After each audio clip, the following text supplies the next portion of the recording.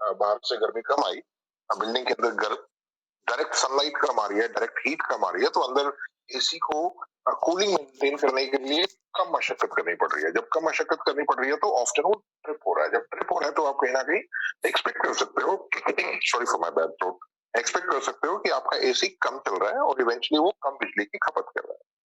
तो ये हमारा प्रोडक्ट है जो कि वर्ल्ड वाइड सेल्स में जाने वाला है बहुत जल्दी। हम लोग स्टार्ट कर रहे हैं।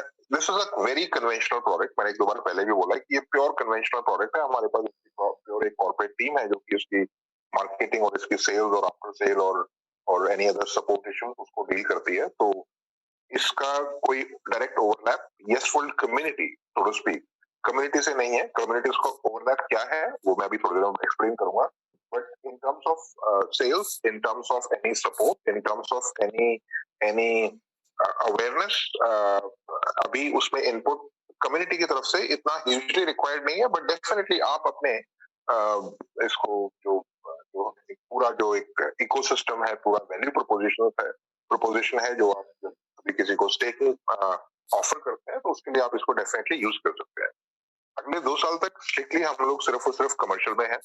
उसके बाद 2 साल बाद या फिर जैसे हमारे को बैंडविड्थ अवेलेबल होगी तो हम इसको रेजिडेंशियल के लिए भी ओपन करेंगे। कमर्शियल में क्यों है? बिकॉज हमारे पास अभी जो पाइपलाइन में जो ऑर्डर्स हैं वो काफी हैवी हैं और जो जो प्रोडक्शन है उसका वो उस लेवल पे अभी स्केल अप नहीं हुआ है।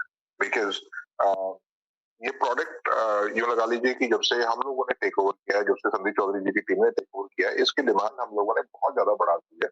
और बिकॉज हम लोग थोड़ा सा मार्केटिंग में हम लोग मानते हैं कि हम लोग बेटर शायद है, तभी शायद हम लोगों ने इतनी डिमांड इसकी जनरेट कर दी जितनी की पहले नहीं थी। और तभी मैन्युफैक्चरर के ऊपर इतना प्रेशर है इसको डिलीवर करने से। हमारी नई प्रोडक्शन सेटअप्स लगेंगे, मैन्युफैक्चरिंग सेटअप्स लगेंगे तो हम इसकी स्केल को डिमांड को मीट कर पाए। और उसके बाद डेफिनेटली हम इसको independent houses, independent residential building, single houses, उस प्रकार से रेजिडेंशियल वर्टिकल में भी हम इसमें कोड़े करेंगे। एक इम्पोर्टेंट चीज यू हैव इट, एक इम्पोर्टेंट चीज जो है इसमें देखने वाली, वन सेकंड, एक इम्पोर्टेंट चीज जो है इसमें देखने वाली वो ये है कि जो नीचे वाली लाइन लिखी हुई है कि हम लोग कार्बन एमिशन को भी इस प्रोडक्ट के तहत रिड्यूस करते हैं।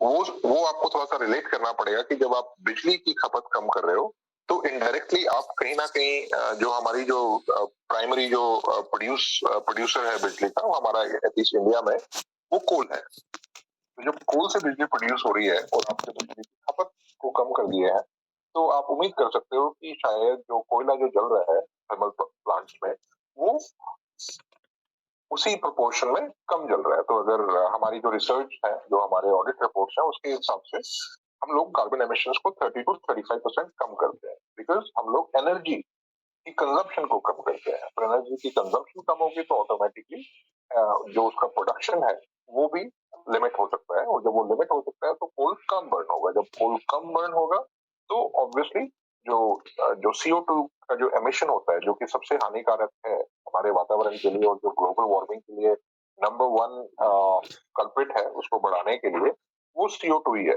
और CO2 मेनली कहाँ से आती है? जो हमारे फॉसिल्स हैं, हमारे फॉसिल्स जैसे कोल हो गया, हमारे फॉसिल जैसे कि नेचुरल गैस हो गया, हमारे फॉसिल जैसे कि पेट्रोलियम हो गया, जब वो बर्न होते हैं तो उससे जो CO2 निकलती है वो प्रेडोमिनेंटली एक वो कल्प्रिट है हमारे ग्लोबल वार्मिंग के लिए।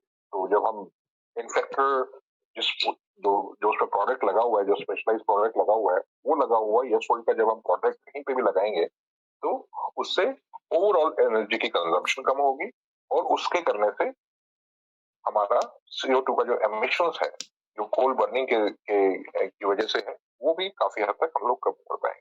तो ये उसका पूरा एक फुल स्टोरी मैं आपको देना चाह रहा था। ब्लॉकचेन सॉल्यूशन पे आते हैं। ब्लॉकचेन सॉल्यूशन में जैसे मैंने आपको अर्ली ऑन इंडिकेट किया कि हम लोग डेटा एनालिटिक्स पे काम करते हैं और जो डेटा वेयर हाउसिंग है उस पे काम करते हैं, जिसपे प्राइमरीली हम लोग जो CO2 एमिशन डेटा है उस पे काम करते हैं। उसके साथ साथ एक sometime in this is upcoming, so I'm just trying to give you an idea as to when this is going to be available. जुलाई के आसपास, जुलाई अगस्त के आसपास आप उम्मीद कर सकते हैं कि आपको एक market place, global market place दिखेगा। ग्लोबल मार्केट प्लेस क्या है? यूजर्स को कनेक्ट करता है जो बायर्स हैं, जिनको की कार्बन क्रेडिट्स या कार्बन ऑफसेट्स, जो वॉलंटरी कार्बन ऑफसेट्स हैं, उनकी आवश्यकता है। और दूसरी तरफ जिनके पास वो है, थोड़ा सा जिक्र करेंगे कार्बन क्रेडिट्स क्या होता है। कार्बन क्रेडिट्स एक तरीके एक मैकेनिज्म है जिसके तहत कि आपने जितना कार्बन वातावरण में जाने से रोका है, उसका एक तरीके का वो एक आपको एक फिजिकल सर्टिफिकेट होता है, एसेंशियली एक जो कि आजकल digitalise kind of tokenise digitally भी उसको यूज कर सकते हैं, और जो हम लोग करने वाले हैं हमारे मार्केट प्लेस में। तो बेसिकली जो कार्बन क्रेडिट है, जो आपने एक metric ton, 1 metric ton is like 1000 kilo, right? तो मेट्रिक टन एक जो हम लोग यहाँ पे यूज करते हैं, कुछ एरियाज में ऐसा यूज होता है जिसमें हम लोग मैट्रिक यूज करते हैं। तो 1 मेट्रिक टन ऑफ CO2 जो आपने वातावरण में छोड़ने से बचाया, वो एक कार्बन क्रेडिट बनता है। उसका एग्जांपल मैं देता हूँ कि अगर हमारा प्रोडक्ट लगाने से, जो वाला जो ऊपर वाला जो प्रोडक्ट जो मैंने आपको भी एक्सप्लेन किया, अगर हमारा प्रोडक्ट लगाने से हम लोग वातावरण में 1 मेट्रिक टन CO2 कम छोड़ पाए, जहाँ पे लगाया, जिस बिल्डिंग में लगाया, उसका HVAC लोड कम हो गया, और उसकी वजह से कई मेट्रिक टन, मैं एग्जांपल के तौर पे आपको 1 मेट्रिक टन का दे रहा हूँ, बट वो थाउजेंड्स ऑफ मेट्रिक टन में जाएगा वो। तो 1 मेट्रिक टन जब आपका CO2 कम प्रोड्यूस हुआ, उसका एक कार्बन क्रेडिट बनता है। तो जैसे हमारी जो प्रोडक्ट हैं, जो कि कहीं ना कहीं CO2 को रिड्यूस करने में, CO2 का एमिशन को रिड्यूस करने में काम कर रहे हैं। कुछ जैसे फॉरेस्ट हो गए, बहुत से एरियाज ऐसे हैं अर्थ पे जहाँ पे फॉरेस्ट, हैवी फॉरेस्ट हैं, ऐसी कंट्रीज हैं जिनके पास की फॉरेस्ट बहुत ज्यादा है।